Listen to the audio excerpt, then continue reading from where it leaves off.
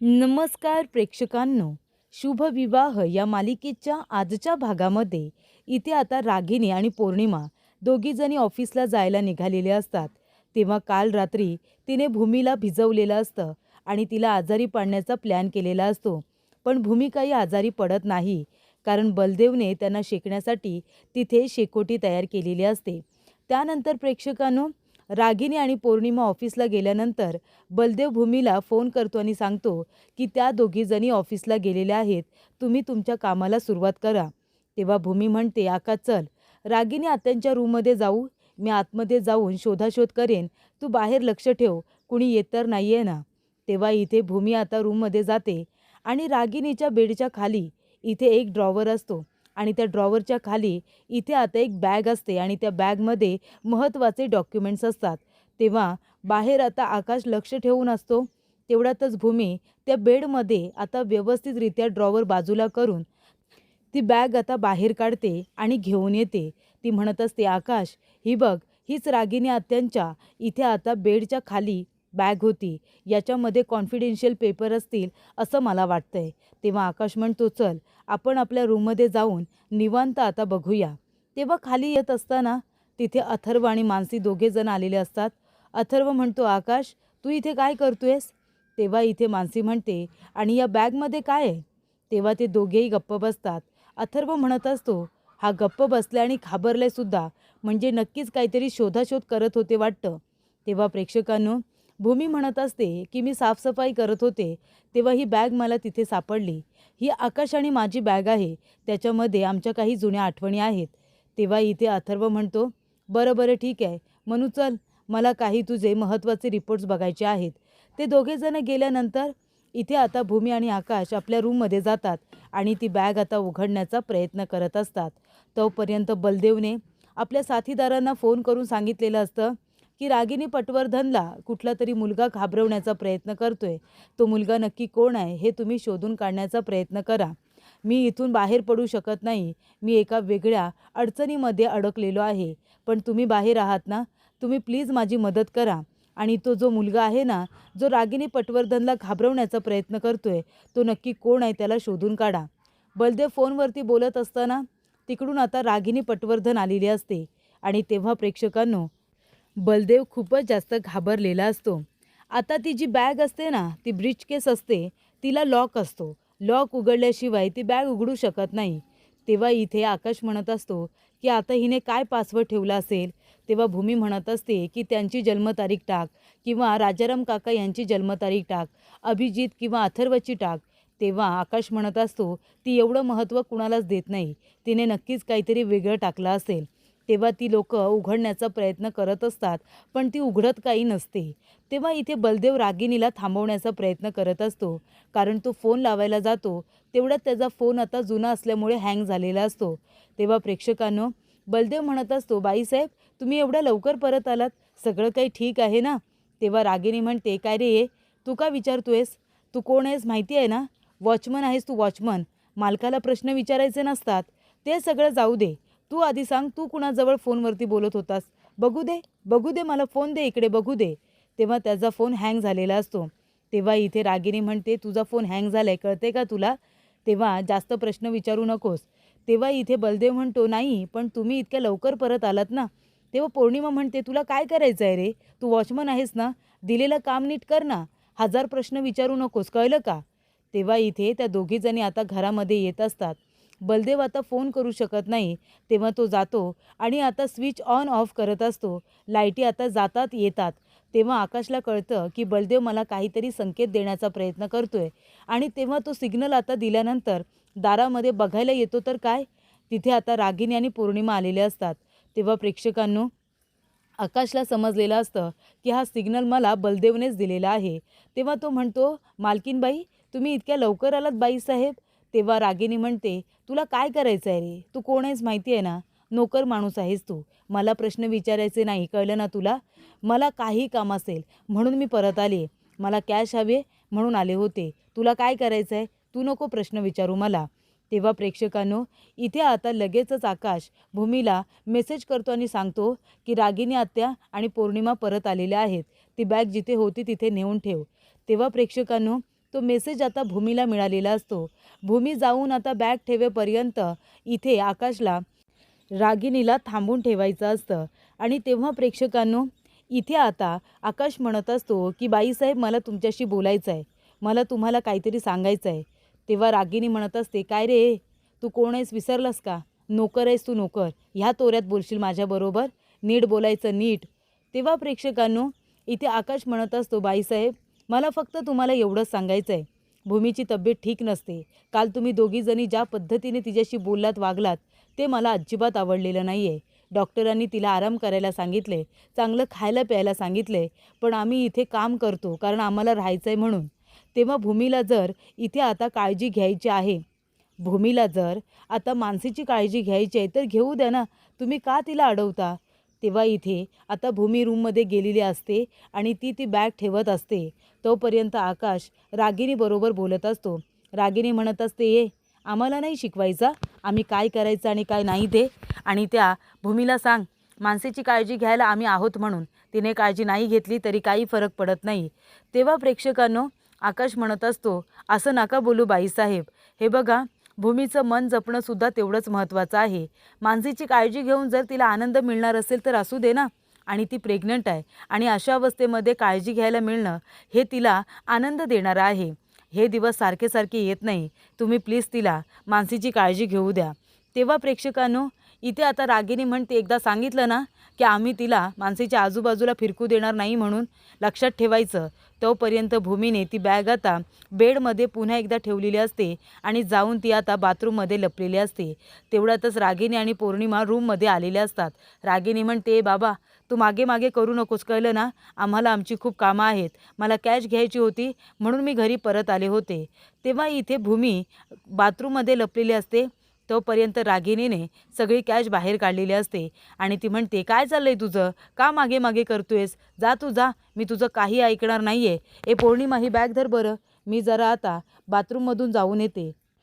तेव्हा प्रेक्षकांनो, इथे आता अथर्व येतो आणि म्हणत असतो, आई, अगं लवकर चल, मानसी बघ तिकडे कशी करते.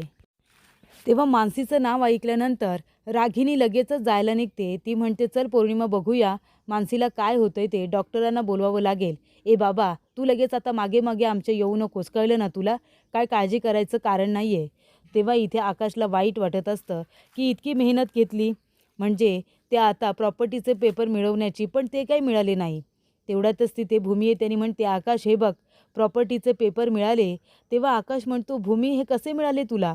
तेव्हा भूमी म्हणते की मी असेच रँडम नंबर टाकून बघितले आणि लकीली त्यातला एक नंबर लागला आणि बॅग उघडली, त्याच्यामध्येच हे प्रॉपर्टीचे पेपर होते, ते मी घेऊन आले. तेव्हा इथे आकाशला भयंकर आनंद झालेला असतो. तो म्हणतो, भूमी, तू खूप महत्त्वाचं काम केले, सगळं कळते का तुला? प्रॉपर्टीचे पेपर आपल्या हाती लागलेत. आता आपण रागिणी पटवर्धनला नक्कीच मात देऊ शकतो. तेव्हा प्रेक्षकांनो, इथे आता महत्त्वाचे पेपर मिळाल्यामुळे आकाश आणि भूमीला खूप जास्त आनंद झालेला असतो. आणि तेवढ्यातच इथे आता रागिणीने सगळ्यांना एकत्र बोलावलेलं असतं. तेव्हा मानसी, अथर्व, पौर्णिमा आधीच उभे असतात. भूमी म्हणत असते, काय झालं, आम्हाला इथे का बोलावलं आहे? तेव्हा इथे रागिणी म्हणते, तुम्हाला इथे बोलावलं आहे कारणच तसं आहे. उद्या काय आहे माहिती आहे ना? उद्या महाशिवरात्र आहे आणि महाशिवरात्रीनिमित्त उद्या घरामध्ये पूजा आहे आणि उद्या घरामध्ये पूजा आहे, ती पूजा माझ्या हातूनच होणार, कळलं का? तेव्हा प्रेक्षकांनो, भूमी म्हणत असते, आकाश, ह्या काय बोलतायत, यांच्या लक्षात नाही आहे का? तेव्हा इथे रागिणी म्हणते, आहे, माझ्या सगळं काही लक्षात आहे. गोखले गुरुजीच्या शिष्याने जे काही सांगितलं आहे ना, त्याने मला काडी मात्र फरक पडत नाही. अगदी काहीही झालं ना तरीसुद्धा मला फरक पडत नाही. पूजा माझ्या इथे होणार आणि पूजेचा मानसुद्धा मलाच मिळणार, कळलं ना? आत्तापर्यंत पूजा तू करत आली होतीस, पण यापुढे पूजेचा मान हा मलाच मिळणार. मी पूजा करणार आहे माझ्या हाताने. तेव्हा प्रेक्षकांनो, इथे आता रागिणी म्हणते, काय गं, काय झालं? राग आला? वाईट वाटलं ना तुला? खूप जास्त राग आला असेल तुला. तेव्हा प्रेक्षकांनो, इथे आता भूमी म्हणत असते की तसं अजिबात नाही आहे. चांगल्या माणसाचं मन आहे ना, कधी तळमळत नाही. एकतर चांगल्या माणसाला वाईट वाटतं किंवा त्यांना आनंद होतो आणि समोरच्या व्यक्तीने जर त्यांना आनंद दिला असेल तर समोरच्या व्यक्तीचं चांगलं होतं आणि जर समोरच्या व्यक्तीने त्यांना दुःख दिलं असेल तर ते समोरची व्यक्ती त्यांच्या पापाच्या इथे घड्यामध्ये अजून वाढ करून घेत असते. त्याच्यामुळे मला तसं आता काहीही वाटत नाही आहे. तुम्ही जे कराल तसं तुम्ही भराल, हे नक्की आहे. तेव्हा प्रेक्षकांनो, इथे आता रागिनी म्हणते, अरे बापरे, कसं बोलतेस गं तू?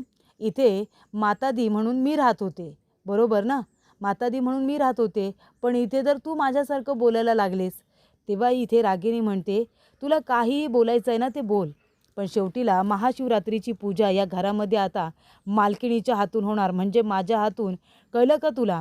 तेव्हा रागिनी म्हणत असते की माझ्या हातून पूजा होणार. तेव्हा भूमी म्हणते, ठीक आहे ना, होऊ दे तुमच्या हातून पूजा झाली तरी, पण देवाची काय इच्छा आहे ते सगळ्यांना कळेलच. देवाच्या मनात जी इच्छा असेल ना तेच होईल. त्यांना जर वाटत असेल की पूजा तुमच्या हातून व्हावी तर तुमच्या हातून होईल. त्यांना जर वाटत असेल देवाला की पूजा माझ्या हातून व्हावी तर माझ्या हातून होणार. रागिनी म्हणते, नाही, काहीही झालं ना तरीसुद्धा पूजा तुझ्या हातून होणार नाही आहे, पूजा ही माझ्याच हातून होणार. कळलं का तुला? तेव्हा प्रेक्षकांनो, इथे आता भूमी आणि आकाश दोघेही काहीच बोलत नाही. रागिनी म्हणत असते की तुम्हाला फक्त मी सांगते, तयारी सगळी करून ठेवायची, कारण उद्याची पूजा ही माझ्या हातूनच होणार आहे. आता यापुढे सगळे मान पान हे सगळे मला मिळणार. कळलं तुला? तेव्हा प्रेक्षकांनो, भूमी म्हणत असते की ठीक आहे, निदान तुम्हाला ही पूजा करावीशी वाटते, ही चांगली गोष्ट आहे ना? तेव्हा इथे रागिनी म्हणते की मलासुद्धा पूजेचं महत्त्व कळतं. तेव्हा भूमी म्हणते, मला असं वाटलं होतं की तुम्ही जसे आमच्यापेक्षा तुम्हाला श्रेष्ठ समजता तसे देवापेक्षाही तुम्ही श्रेष्ठ समजता की काय, असं मला वाटत होतं. पण निदान तुमच्या मनामध्ये इथे पूजा करायची इथे इच्छा जागृत झाली, हे सुद्धा आमच्यासाठी खूप आहे. तुम्हाला मनापासून इथे महाशिवरात्रीची पूजा करावीशी वाटते, तुम्ही आनंदाने करा, आमची काहीसुद्धा हरकत नाही आहे. तेव्हा इथे रागिनी म्हणते, तुमची हरकत जरी असली तरी तुम्ही काही करू शकणार नाही आहेत. कळलं ना? तुम्हाला कोण विचारतं आहे? तुम्ही आता साधी नोकर माणसं आहात आणि घरच्या पूजा करण्याचा मान हा मालकांचा असतो, नोकरांचा नाही, बरोबर ना? त्यामुळे आता तुम्हाला किती आणि काहीही वाटलं ना तरी उद्या मालकिणीच्या हातून पूजा होणार, हे मात्र नक्की. तेव्हा भूमी आकाश काहीच बोलत नाही. रागिनी म्हणते, काय झालं? राग येतोय तुम्हाला? खूप जास्त राग आला असेल ना? तुम्हाला वाटत असेल का ही बाई आमची प्रॉपर्टी घेतली, आमचं घर घेतलं, आम्हाला रस्त्यावरती आणलं, आम्हाला आमच्याच घरामध्ये नोकर करून ठेवलं आणि आता काय, आता पूजेचा मानसुद्धा स्वतःकडे घेते, म्हणून तुम्हाला वाईट वाटत असेल ना? पण बघितलं ना, शेवटीला ज्याला जे हवं असतं आणि ज्याचं जे असतं ना त्याला ते मिळतंच, आणि म्हणून हे सगळं माझ्याकडे आले. त्यामुळे तुम्हाला त्या गोष्टीचं वाईट वाटणं हे साहजिकच आहे. म्हणून तुम्हाला राग जरी आला असला ना तरी त्याने मला काही फरक पडत नाही. तेव्हा भूमी म्हणते, आम्हालासुद्धा त्याचं काही वाटत नाही आहे, कारण कसं असतं ना, तुम्हीच आता म्हणालात की ज्याचं जे असतं त्याला ते मिळतंच. मग कदाचित आता आमचं जे आहे ते आम्हाला मिळूही शकतं. त्यामुळे प्रेक्षकांनो, इथे आता एवढी परिस्थिती नाजूक झालेली असते, पण तरीसुद्धा इथे त्यांचा जो आत्मविश्वास असतो ना तो खूपच जास्त बळकट असतो. त्यानंतर प्रेक्षकांनो, भूमीने सुद्धा शांतपणे रागिनी पटवर्धनला सडेतोड अशी उत्तरं दिलेली असतात. आणि तेव्हा प्रेक्षकांनो, इथे आता पुढील भागामध्ये रागिनी म्हणत असते, पौर्णिमा हे बघ. पौर्णिमा म्हणते, आई काय झालं, तुम्ही पूजा सोडून का आलात? तेव्हा इथे कुणीतरी मोबाईलवरती तिला धमकी दिली होती की तुझ्या विरोधातले सगळे पुरावे माझ्याकडे आहेत आणि ते पुरावे जर पोलिसांसमोर सादर केले तर काय होईल माहिती आहे ना?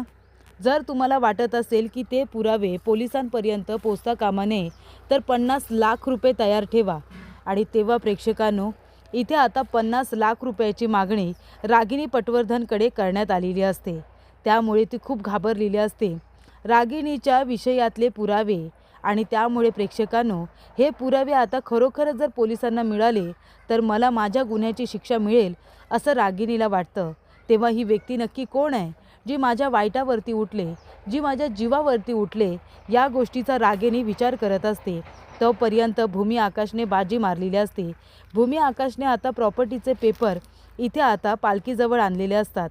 आणि तेव्हा ही मूर्ख माणसी ते पेपर आता बघते आणि लगेच भूमीला विचारते की हे पेपर कसले आहेत, कारण भूमीने पदराच्या डाव्या बाजूने ते पेपर आता लपवलेले असतात आणि त्यांच्याकडे मानसीचं लक्ष गेलेलं असतं आणि नुसतं लक्ष गेलेलं नसतं तर तिने प्रश्नही विचारलेले असतात. तेव्हा भूमी आकाश दोघेजण एकमेकांच्या तोंडाकडे बघतात. आता इथे काय उत्तर द्यावं ते तिलाच कळत नाही. तेव्हा प्रेक्षकांनो, भूमी आता आकाशकडे बघत असते आणि ती मानसीकडे बघते. मानसीने विचारलेल्या प्रश्नाचं उत्तर देण्याचा विचार भूमीच्या आता मनात सुद्धा येत नाही.